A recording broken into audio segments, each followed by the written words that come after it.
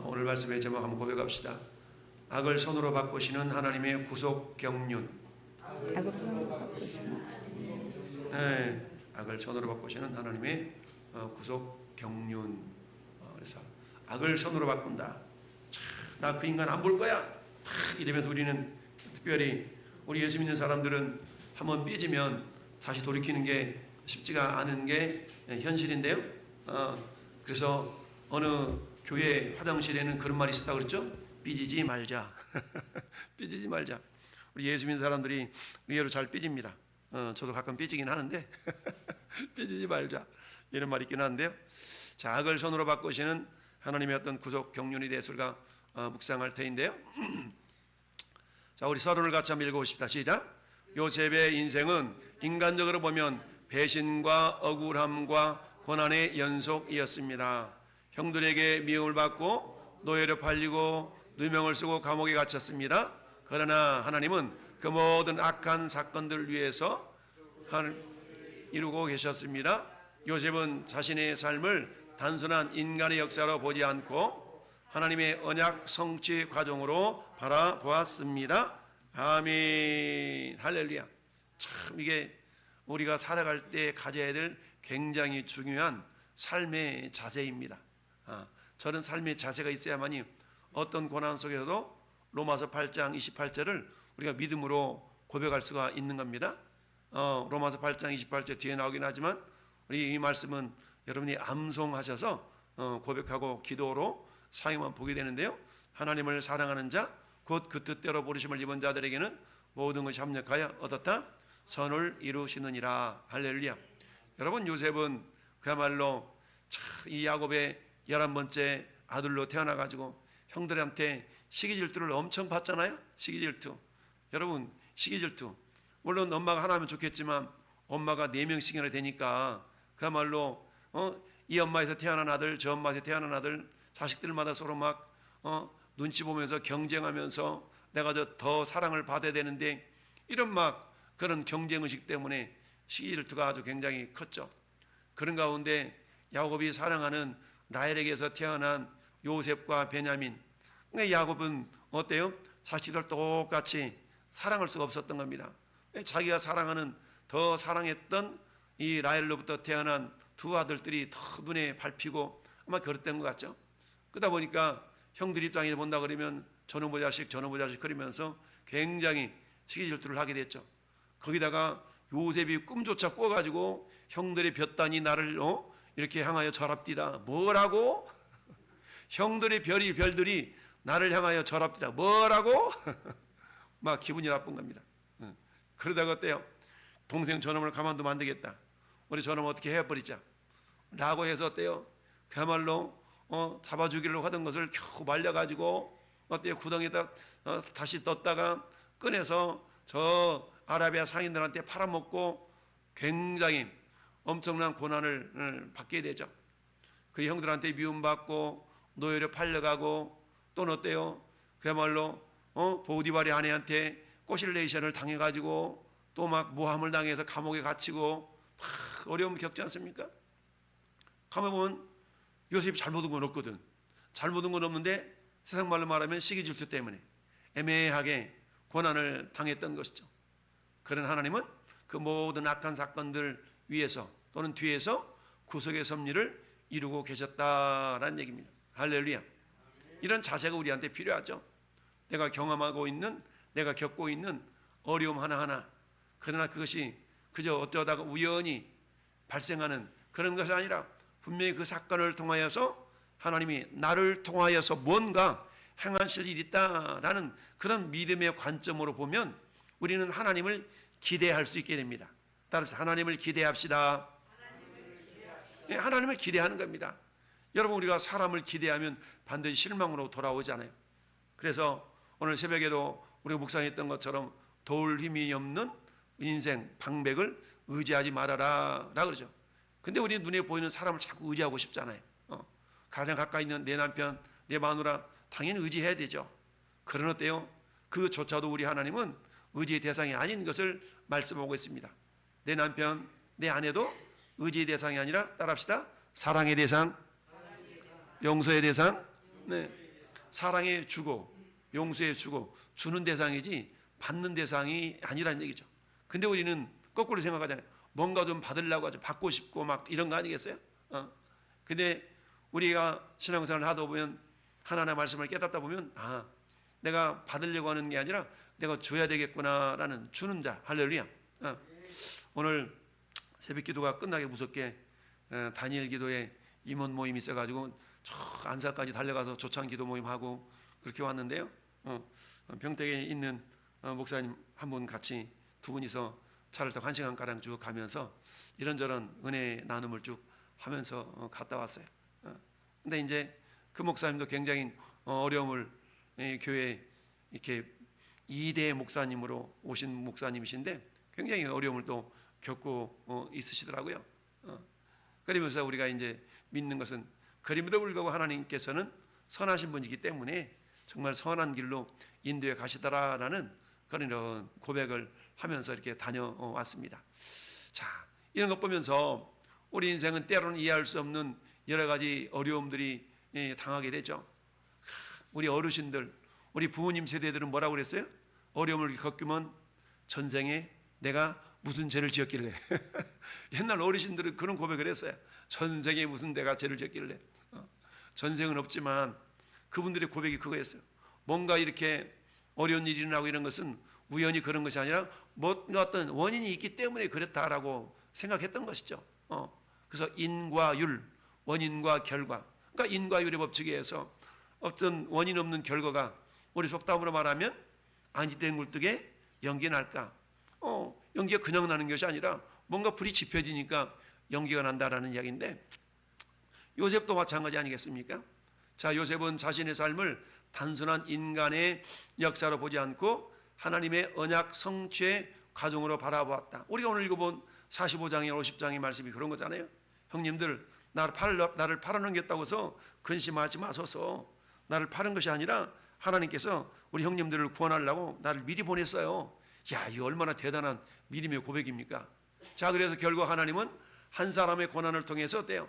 야곱의 가문을 살리시고 장차 메시아 언약의 계보를 보존하게 하셨죠.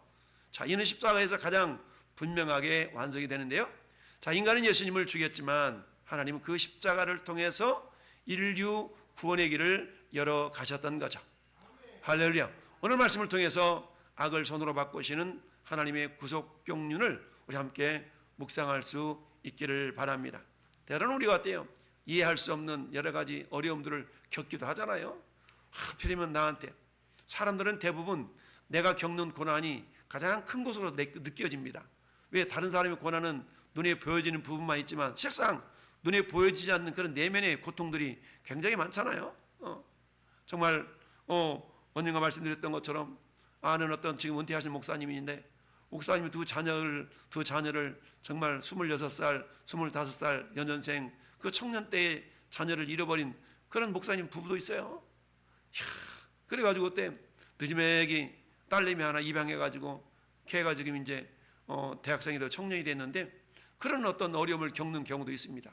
근데 그 이유가 뭐 때문에 그랬다고 해서 편애한 것 때문에 편한 것 때문에 결국 두 자식을 잃어버리는 안타까운 그런 일들이 있는 그런 어떤 그 일 때문에 다시 또 목회 길을 가기도 하셨겠지만 그런 어려움을 겪는 가정도 있어요. 그러니까 모든 가정마다 나름대로 다 아픈 손가락이 다 있어. 단지 드러내고 있지 않기 때문에 그런 것이죠. 근데 우리는 그것을 왜 하나님 나만 이러세요? 이런 관점으로 바라보기 시작하면 하나님은 원망스럽고 자기 자신이 정말 낙심과 절망으로 빠져들 수 있는 그런 어떤 위험성들은 항상 있거든요. 그러나 우리가 늘 기억할 것은 자주 말씀드리지만 따라서 하나님은 선하십니다. 하나님은 선하시다. 하나님이 선하시다는 것을 우리가 기억할 수 있어야 됩니다. 그게 로마서 8장 28절이잖아요. 하나님을 사랑하는 자고 그 뜻대로 부르심을 입은 자들에게는 모두 그 잠략하여 선을 이루시느니라. 할렐루야. 이것을 기억할 수 있어야 됩니다. 그렇습니다. 세상 사람들은 정말 유대인들은 예수님을 십자가에 못 박아 죽였잖아요.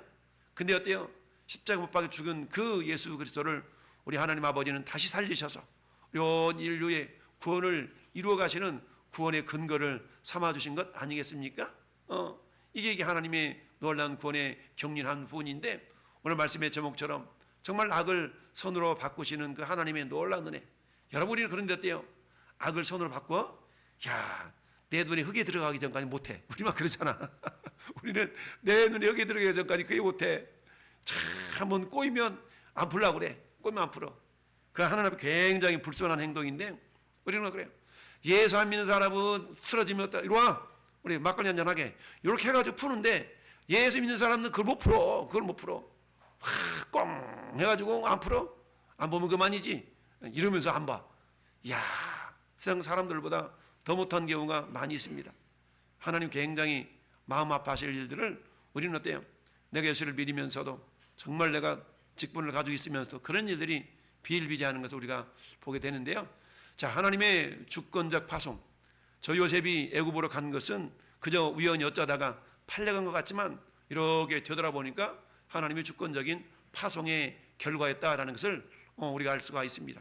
요셉은 자신을 판 형들 앞에서 복수가 아닌 하나님의 주권을 선포하고 있지 않습니까?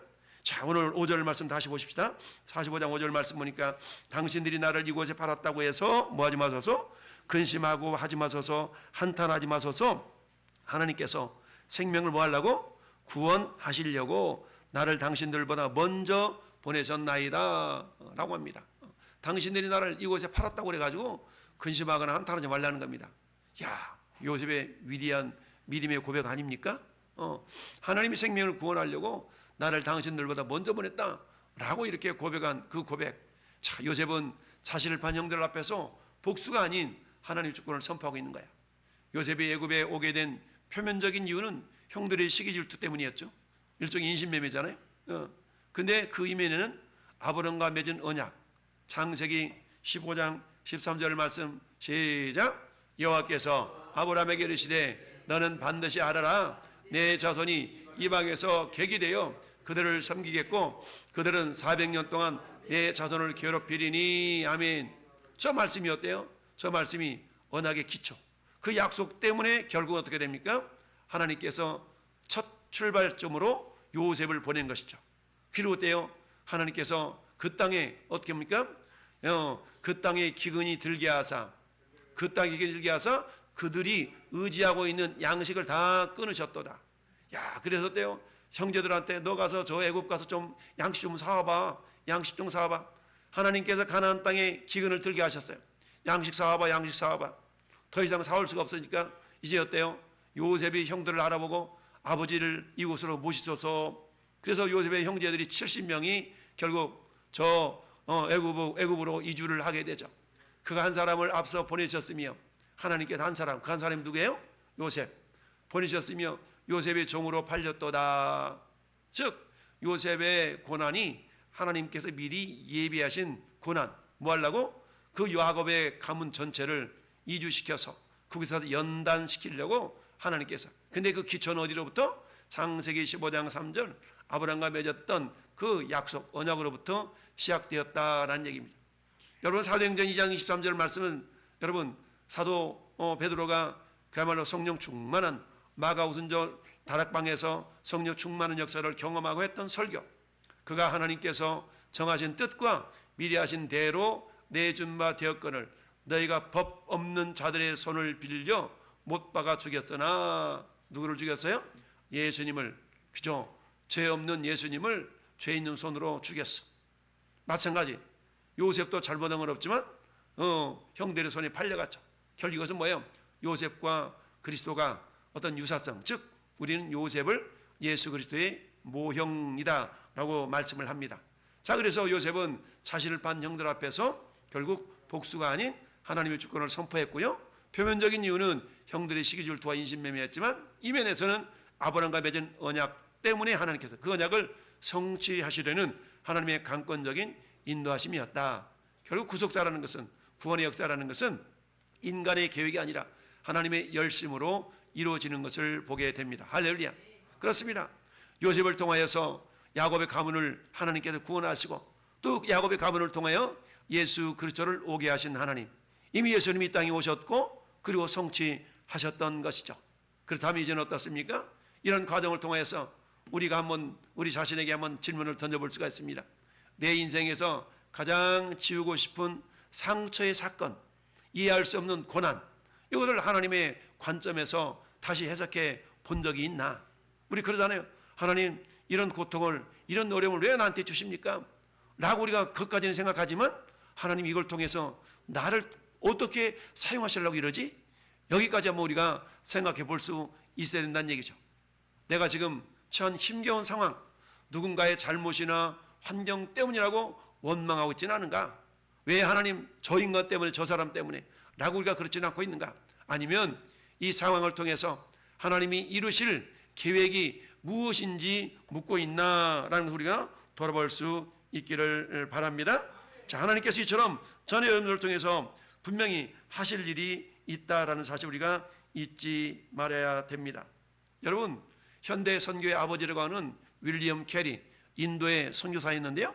자, 이분이 인도 가가지고 성경을 번역해서 인도어로 번역을 해서 다 이렇게 뭐라 그러죠? 원고를 이렇게 만들어놨는데 불이 나가지고 홀라당 다 타버렸어. 야, 오늘날이야 뭐 컴퓨터 집어넣어가지고 백업이라도 받아놓고 이러잖아요. 근데 그 시대는 그런 게 없었으니까 얼마나 어려웠겠습니까? 그러니까 이 윌리엄 캐리가 영국 이제 본부에다가 그걸 보고를 했더니 오히려 이 일 때문에 영국에서 더 큰 지원이 있어져 가지고 그야말로 완벽하게 오히려 더 인도어로 번역을 하고 선교독도 큰 박차를 기할 수 있는 그런 계기가 되었던 걸 역사가 말씀하고 있거든요. 이처럼 우리는 때로는 그 상황, 그 시점에 내 자신을 바라본다면 이해할 수 없는 경우가 많죠.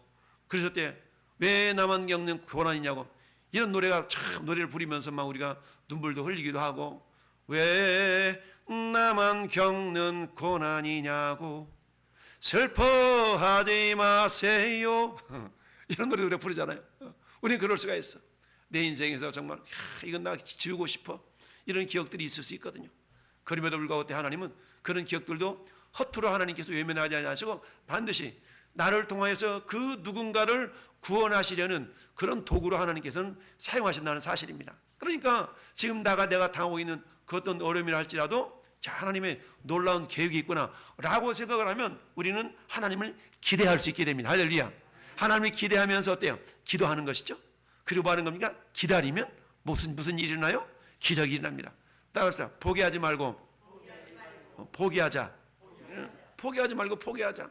첫째 그 포기는 배추 포기. 절망 낙심하는 가운데 아이고 난 하나님 못해 이런 포기가 아니라 참 하나님을 정말 기대하면서 기도하면서 기다렸더니 마침내 기적의 역사가 나타나더라 라는 그런 포기를 해보자라는 사실인데요. 두 번째는 생명을 구원하시는 섭리. 참 하나님께서는 악을 선으로 바꾸시는 목적이 있다. 그건 단순히 개인의 성공이 아니라 생명 구원에 있다라는 사실입니다. 오늘 다시 5절 다시 읽어봐요. 5절 성경 5절 다시 읽으면 시작. 당신들이 나를 이곳에 팔았다고 해서 근심하지 마소서. 한탄하지 마소서. 하나님이 생명을 구원하시려고 나를 당신들보다 먼저 보내셨나이다. 아멘. 참 그렇습니다. 하나님께서 나를 당신들보다 먼저 보냈다는 사실입니다. 이처럼 악을 선으로 바꾸시는 목적은 단순히 개인의 성공이 아니라 하나님께서는 생명 구원에 있다는 사실입니다. 오늘도 마찬가지죠. 때로는 내가 정말 세상의 눈으로 바라볼 때는 정말 악한 일이고 억울한 일이고 도저히 내가 이해할 수 없는 일이 될 수가 있는 겁니다. 그러나 하나님의 놀라운 관점은 뭐예요? 하나님이 원하시는 것은 하나님 모든 사람이 구원을 받으며 진리를 아는데 이르기를 원하시느니라. 하나님 그 어떤 사람도 지옥 가는 걸 원하지 않으셔요. 모든 사람이 구원받기를 원하셔요. 할렐루야. 근데 중요한 것은 그 구원이 저절로 스스로 받는다면 얼마나 좋겠어요. 그렇게 될 수가 없어요. 그래서 성경은 전도의 미련한 것으로 구원하기를 기뻐하셨다고 말씀합니다. 즉 저는 여러분들 그 전도의 도구, 다른 말로 말하면 생명의 도구로 우리 하나님께 우리를 사용하시기 위해서 때로는 내가 이해할 수 없는 그 고난과 역경과 시련의 상황들을 하나님께서는 사용하신다는 얘기입니다. 할렐루야. 요셉은 이스라엘이라는 언약적 공동체를 보존하시기 위해서 구원의 통로로 쓰임을 받았습니다. 그렇다면 오늘 우리는 어떨 것인가? 나는 어떨 것인가? 이는 장차 온 인류를 죄와 사망에서 구원하시기 위해서 고난받으시고 죽으신 예수 그리스도의 구속의 사역을 예표하고 있다는 것을 우리가 볼 수가 있는데요.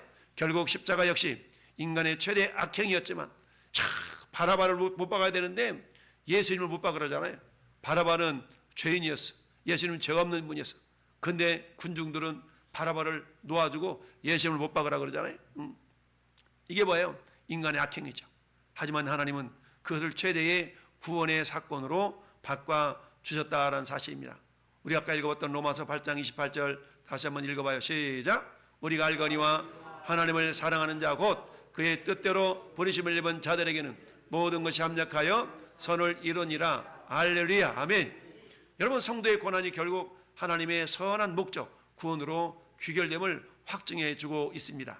베드로전서 2장 24절도 친히 나무에 달려 그 몸으로 우리의 죄를 담당하셨으니 이는 우리로 죄에 대하여는 죽고 의에 대하여 살게 하려 하심이라. 그가 채찍에 맞음으로 너희는 나음을 얻었나니. 아멘. 그렇습니다. 예수님이 채찍이 맞으신 것 때문에 우리가 나음을 입었던 것처럼 요셉의 고난 때문에 결국 형제들이 구원을 받게 되는 놀라운 은혜, 즉 그래서 요셉은 예수 그리스도의 무형 예표다라고 우리가 이해를 할 수가 있는데요. 그렇다면 하나님께서 나에게 허락하신 은사, 물질 혹은 고난의 통과가 나 혼자 잘 살기 위함이 아니라 다른 이들의 생명을 구원하기 위함임을 우리가 알고 있는가? 할렐루야. 나의 고난이 없었다면 그냥 살 터인데 그 고난 때문에 하나님께 한번 때도 한 번 더 써보고 하나님께 좀 더 붙들고 기도도 한 번 더 해보고 이런 삶이 있다는 얘기죠. 하나님은 그런 것들을 사용해서 어떻다고요? 나를 생명의 도구로 사용하신다는 얘기입니다. 그러니까 내가 고통 중에 있다는 것은 다른 말로 말하면 나를 통하여 그 누군가를 구원하고자 하는 하나님의 놀라운 계획과 섭리가 있다는 겁니다.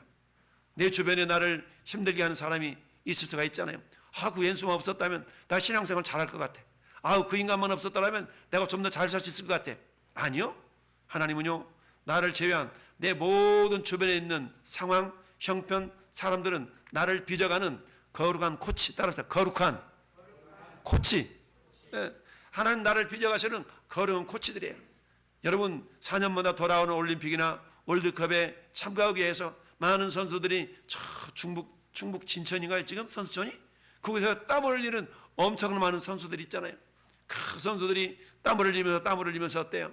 그 땀 흘리면서 내가 4년 뒤에는 몇 년 뒤에는 가서 금메달이로 따리라, 은메달이로 따리라, 이런 어떤 비전을 품고 그리 나가서 수고하는 것 아니겠습니까? 그런 것처럼 우리 하나님은요, 내 주변에 있는 모든 사람들 상황들을 나를 빚어가시는 뭘로? 저 올림픽에서, 저 월드컵에서 금메달리스트로 나를 빚어가시게 하여서 어때요? 하나님이 동원하신 놀라운 코치들인 줄 우리가 믿으셔야 됩니다. 할렐루야. 그럴 때 결국 사도 바울이 고백한 것처럼 나는 선한 싸움 싸우고 달려갈 길 마치고 믿음을 지켰으니 이제는 나를 위하여 의의 멸관이 예비되었노라고. 할렐루야. 내가 그렇기 때문에 이제 하나님은 나를 위하여서 금메달을 준비하셨노라고, 은메달을 준비하셨노라고. 할렐루야. 이런 고백이 나올 수가 있는 것입니다. 오늘도 우리 하나님께서는 그 누군가를 통해 나를 괴롭게 저 인간만 없었으면 좋겠어. 저 인간만 없었으면 좋겠어. 아니요. 그 인간 때문에 하나님 나를 빚어서 쓰시는 겁니다. 거꾸로 우리는 어때요? 오히려 하나님께서 그런 사람 때문에 나를 이렇게 빚어서 나를 뭔가 써먹을 구석이 있나 보다 라고 생각하시고 따라합시다. 감사합니다. 감사하는 겁니다. 이처럼 우리가 그런 모습도 있음을 알고 우리가 감사할 수 있는 은혜가 저와 여러분 가운데 있기를 예수님의 이름으로 축원합니다. 할렐루야. 그렇습니다. 세 번째는 이제 언약적 사랑과 돌봄. 오늘 50장 말씀 보니까 참 하나님께서 이 요셉을 어떻게 감동을 시켰습니까? 요셉은 형들을 용서하는데 그치지 않고 그들의 자녀들까지 책임지겠다라고 약속을 하죠. 이는 조건 없는 언약적 사랑, 이걸 갖다 헤세드라고 그러는데 은혜의 사랑.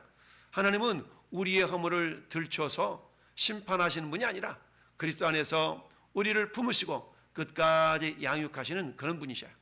구속 경륜의 절정은 심판받아야 될 죄인을 왕의 자녀로 대우하시는 하나님 놀라운 은혜인 것을 우리는 기억할 수 있어야 됩니다.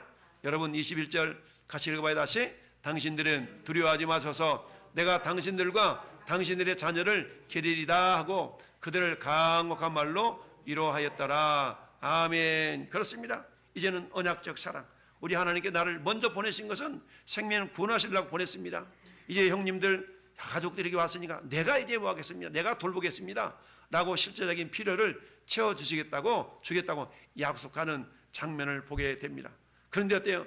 그 과정까지, 그 수준까지 이르기까지 내 개인적인 입장에서 본다면 엄청난 고난이잖아요. 애매하게 팔려서 고생하고 감옥에 들어가서 정말 이런 어떤 고난의 연속이었어. 그러나 하나님은 그런 과정을 통해서 하나의 놀라운 구속 경륜이 있음을 깨닫게 하셨다는 얘기죠. 그러니까 요셉이 어때요? 이것은 내가 잘못해서 형님들이 잘못해서 그런 것이 아니라 생명을 살리시려고 나를 미리 보내셨구나 라고 깨닫게 된 것이죠. 우리들 역시 마찬가지입니다. 우리가 당하는 여러 가지 어려움들, 고난들, 이런 것들도 역시 마찬가지. 환경이 그래서, 사회가 그래서, 우리 가정이 그래서, 내 자식이 그래서, 내 남편이 그래서, 내 아내가 그래서가 아니라 하나님 이 모든 과정을 통해서 결국 나라를 통해서 그 누구의 생명을 살리고자 하시는 거룩한 계획이 있다라는 사실을 우리가 믿고 겸손하게 하나님의 인도하심을 믿고 나갈 수 있어야 됩니다. 여러분, 누가복음 23장 34절에 예수께서 이르시되 아버지여 저들을 사하여 주옵소서. 자기들이 하는 것을 알지 못함이니라 하시더라. 그들이 그의 옷을 나눠 제비를 뽑을세. 예수님을 십자가에 못 박고 군병들이 어떻습니까? 희락거리면서 예수님의 겉옷을 이렇게 나누고 가지려고 하고 이러지 않습니까? 즉 자신을 못 박는 자들을 위해서 중보 기도하시는 예수님의 언약적 사랑 우리가 볼 수가 있습니다. 여러분, 원수를 사랑하라. 이게 쉬운 일이에요? 어려운 일이에요? 쉬운 일은 아니죠. 어려운 일이죠. 원수를 사랑하라. 원수를 사랑하고 또 뭐라고 그래요? 축복해 주래. 축복해 주래. 야, 다 원수 같은 그 인간 안 볼 수는 있을 것 같아. 안 볼 수는 있을 것 같아. 근데 그를 뭐 하라고요? 축복해 주래. 축복해 주래. 저주하면 축복해 주래. 야, 이거 어떻게 가능합니까? 그래서 어때요? 최고의 승리는요, 용서하는 겁니다. 할렐루야. 용서는 최고의 승리예요. 참, 예수님이 그러잖아요. 자기를 못 박아 죽이는 그 사람들을 향해서 용서하는 거잖아요. 저들을 사하여 주옵소서. 자기들이 하는 것을 알지 못합니다. 최고의 능력은요, 용서하는 겁니다. 할렐루야. 나에게 나를 서운하게 하고 내 마음을 아프게 하고 나를 기분 나쁘게 하고 내 자존심을 팍 밟고 이런 사람들을 뭐 하는 겁니다? 용서하는 겁니다. 할렐루야. 왜요? 이미 우리가 용서를 받았잖아요. 그렇기 때문에 우리는 그 주님의 사랑으로 그 누군가를 그런 어떤 악행을 저질렀다 할지라도 우리가 용서할 수 있어야 된다는 얘기죠. 우리가 잘 아는 사랑의 원자탄이라고 하는 손양원 목사님이 그렇게 하셨잖아요. 손양원 목사님, 우리와 성정이 다릅니까? 우리가 성정이 같다라고 하잖아요. 여러분, 엘리야는 우리와 성정이 같은 사람이로되 할렐루야. 저가 비가 오지 않기를 기도하되 비가 하나님 비를 멈췄고 또 간절히 기도했더니 비를 해주셨다. 이처럼 의인의 강구는 역사는 이미 많다라고 그러잖아요. 그러니까 누가 의인입니까? 이미 전에 여러분들이 의인입니다. 엘리야의 성정이나 우리의 성정이나 그게 다를 바가 없습니다. 마찬가지로 우리 예수님이 이미 우리 안에 성령으로 와 계신 줄 믿습니다. 그래서 말씀합니다. 너희 안에 이 마음을 품으라. 곧 그리스도 예수의 마음이니 라고 말씀하지 않습니까? 여러분, 우리 링컨의 일화를 우리는 잘 알고 있습니다. 링컨의 에딘 스탠튼이라는 정치적인 정적이라고 말하죠. 정적이 있었어요. 이 스탠튼이라는 사람은, 에딘 스탠튼이라는 사람은 이 링컨 대통령을 볼 때마다, 대통령 이전이죠, 볼 때마다 원수같이 생겨가지고 자꾸 굉장히 모욕적인 언상을 막 내뱉었어요. 그런데 링컨이 남북전쟁에 승리를 하고 대통령이 되잖아요. 대통령이 돼가지고 대통령이 되니까 이분을 지금 미국 국방부가 뭘로 바뀌었어요? 미국 국방부, 우리는 국방부라고 하죠. 미국은 국방부라고 안 해요. 전쟁부라고, 전쟁부. 이 전쟁부. 다시 이 트럼프 대통령이 전쟁부로 바꿨잖아요. 그러니까 전쟁부로 바꾼 까닭은 항상 언제든지 스탠바이, 어려운 위기 상황 가운데 즉각적으로 대처할 수 있는 그런 상황으로 이름을 전쟁부로 바꿨는데, 링컨 대통령 당시에도 전쟁부가 있었어요. 그래서 이 스탠튼이라는 자기 정적, 그러니까 이제 이 링컨 대통령이 다 되고 나서 스탠튼을 얼마나 무슨 생각을 했겠어? 난 죽었다 이제. 그렇게 욕하고 그랬으니까 나는 죽었다. 그런데 이 사람을 전쟁부 장관으로 임명을 했어요. 전쟁부 장관으로 임명했어. 야, 그러니 주변 사람들이 말렸을 거 아니겠어요? 아, 저 사람은 정적인데 누구처럼 뭐 적폐청산이라고 해서 다 없애버리는 것이 아니라 다 그를 전쟁부 장관으로 기용을 했어. 야, 그랬더니 사람들이 이 링컨 대통령 인격을 굉장히 인정해 주면서, 그랬더니 어때요? 잘려서 저 귀양살이 할 줄 알았는데 전쟁부 장관이 딱 되니까 어때요? 오히려 더 충성하잖아요. 다 충성했어. 그런데 링컨 대통령이 총에 맞아 죽잖아요. 총에 맞아 죽어. 그래서 링컨 대통령이 죽은 그 죽은 모습을 보면서 이 스탠턴 장관이 그런 얘기를 했다고 그래요. 자, 그러면서 여기 세상에서 가장 위대한 통치자가 누워있다라고 하면서 가장 슬피 울었다라는 그런 일화가 있습니다. 그러니까 자기를 인정해주고, 비록 자기는 그렇게 못되게 했지만 자기를 인정해주고 그렇게 전쟁부 장관을 임명해준 그 대통령 링컨을 향해서 그 인격에 감동돼가지고 더 충성하고 그랬다는 거 아니겠습니까? 그리고 링컨 대통령이 죽었을 때 가장 슬펐던 사람이 이 스탠턴 장관이라는 그런 이야기가 있는데요. 그렇습니다. 요셉도 마찬가지. 형들, 내가 누군지 알아? 내가 애굽의 2인자야. 너희들 죽었어 이제. 옛날 날 다 팔아먹었지. 이랬더라 그러면 큰일 날 뻔했어요. 근데 어때요? 형들 걱정 마세요. 형들이 나를 팔았다고 한탄하거나 두려워하지 마세요. 하나님께서 형들을 구원하려고 나를 미리 보냈어요. 할렐루야. 얼마나 위대한 고백입니까? 예수님 십자가에 못 박여서 자기를 못 박는 그 원수들 향해서 아버지 하나님 저들을 용서해달라고, 자기들 하는 걸 알지 못해. 몰라서 그래. 그런 것도 많잖아요. 몰라서 그래. 참, 그들이 그들의 옷을 나눠 뽑을세. 자신을 못 박는 자들을 위해서 중보하시는 예수님의 정말 아주 지극한 언약적인 사랑을 우리가 엿볼 수가 있는 것인데요. 그렇습니다. 에베소 1장 7절 읽어봐요. 시작. 우리는 그리스도 안에서 그의 은혜의 풍성함을 따라 그의 피로 말미암아 속량 곧 죄사함을 받았느니라. 아멘. 우리 주님이 우리를 구원하시고 우리를 돌보시는 근거가 뭐예요? 예수 그리스도의 보혈의 능력인 줄 믿습니다. 그렇습니다. 하나님께서는 저 요셉을 저 종으로 팔았지만, 그러나 요셉은 말하기를 아니요 형들 팔아넘겼다고 애통하지 마세요. 하나님께서 당신들을 구원하려고 나를 미리 보냈어요 라고 언약된 관점으로, 하나님의 놀라운 섭리의 관점으로 해석할 수 있는 믿음의 눈이 열렸던 사실을 우리는 알 수가 있습니다. 오늘날도 마찬가지입니다. 그때 역사하셨던 하나님이나 오늘날 지금 역사하신 하나님은 다른 하나님이죠. 동일하신 하나님. 따라서 동일하신 하나님. 동일하신 하나님입니다. 따라서 우리가 때로는 애매하게 이해할 수 없는 어려움을 당할 수도 있습니다.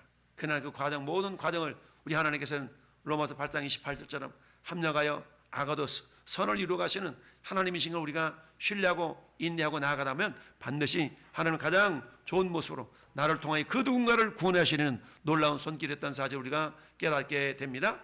자, 묵상지를 보니까 나에게 잘못한 사람을 단순히 참아주는 것을 넘어서 요셉처럼 그들을 필요를 채워주고 진심으로 위로하는 언약적 사랑을 실천하고 있는가? 이게 되는 자는 어떤 자예요? 빌립보서 2장 5절의 말씀처럼 너희 안에 이 마음을 품으라. 곧 그리스도 예수의 마음이니. 할렐루야. 이런 자가 아니겠습니까? 저도 저렇게 못하고 있어. 근데 저렇게 해야 된다는 걸 알죠. 알고 못하니까 우리 주님이 우리 안에서 야 내가 같이 하자, 나랑 같이 하자 라고 주님이 우리 안에서 앞서 나가면서 행하고 있지 않습니까? 나는 자격 없는 향후 나를 끝까지 기르시고 돌보시는 예수 그리스도의 은혜를 신뢰하면서 내일의 염려를 다 내려놓고 주님의 품 안에서 가고 있습니까? 할렐루야. 그렇습니다. 오늘 하나님께서는 정말 악을 손으로 바꾸시는 놀라운 구속 경륜을 우리에게 보여주셨습니다. 그건 단지 요셉의 이야기가 아니라 오늘 이 시대에 저나 여러분들을 향한 동일한 스토리, 영적인 원리가 동일하게 적용되는 줄 믿습니다. 그 강도는 다를 수도 있어요. 강도는 달라. 그 강도는 달렸어. 요셉보다 좀 더 약할 수도 있고 오히려 더 요셉보다 강하게 경험될 수도 있지만, 그러나 그 한 사건만 내가 본다 그러면 그건 억울할 일이고 정말 천지가 뒤집어질 일이지만, 하나님은 그런 모든 모습들을 통하여서 그 누군가를 구원하시는 생명의 통로로 나를 사용하시가 나를 빚어가는 한 과정이다라고 우리가 믿음으로 바라볼 수 있어야 됩니다. 할렐루야. 사실 또한 그렇고, 그런 믿음이 눈이 없을 때는 어때요? 하나님이 우리에게 야 조금만 기다려. 내가 너를 통해 뭔가 하고 싶은 일이 있는데 너가 그렇게 그러면 내가 못하지 않냐. 너를 통해 하고 싶은 일이 있는데 라고 아마 그러실지도 모릅니다. 오늘 이 밤에 주님 하나님 앞에 나와서 주님 정말 우리가 바라기는 내가 이러한 삶을 살기를 원합니다. 요셉의 인생은 우연한 비극의 연속이 아니라 필연적인 구속의 과정이었다는 사실을 기억하면서 형들의 악행마저도 하나님의 구원 계획 안에서는 선한 도구로 사용이 되었다는 사실입니다. 우리 역시 마찬가지입니다. 내 삶 속에서 이해할 수 없는 고난, 이런 것들 가운데서 우리가 좌절하지 않냐고 선하신 하나님의 십자가를 우리가 바라볼 수 있어야 됩니다. 그래서 악을 선으로 바꾸시는 놀라운 십자가의 능력이 오늘 우리의 삶 속에서 정말 눈물과 아픔까지도 반드시 영광스러운 구원의 열매로 바꾸실 수 있는 엘샤다이 하나님, 전능하신 하나님, 할렐루야. 그 하나님이 오늘도 우리의 아버지가 되십니다. 그 하나님의 신실하심이 오늘도 우리를 통하여서 한 걸음 한 걸음 일어나고 있음을 믿고 인내로 승리하는 우리 모든 성도가 될 수 있기를 예수님의 이름으로 축원합니다. 아멘.